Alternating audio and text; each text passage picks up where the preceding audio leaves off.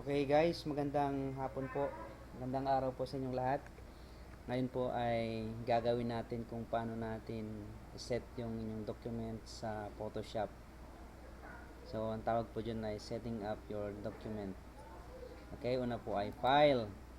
Then, click New. Ayan. Makita nyo po yung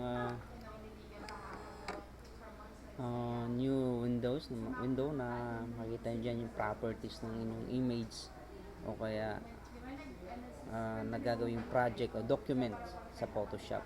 So napakahalaga po ang proseso na to sapagkat malalaman nyo po sa huli kung anong sukat ng inyong gagawing project. Unang-una po ay set nyo po yung document.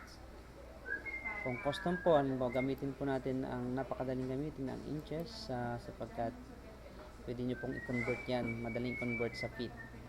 Okay, so halimbawa po ang ating width ay gawin nating 36 and then the height is 24 and then the resolution ay 72 pixels per inch. Just click OK.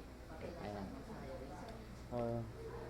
Lalabas po yung size po ng inyong project na gagawin po. So, kung gusto nyo po na baguhin ang background, ay punta lang po kayo dito sa foreground, set foreground color and you have to set your background color. Okay, so halimbawa po, palitan ko yung background na black and just click OK. And then using gradient tool, then just drag your mouse horizontally or diagonal or vertical or horizontal. Yan. So, depende po sa inyo kung anong magustuhan nyo na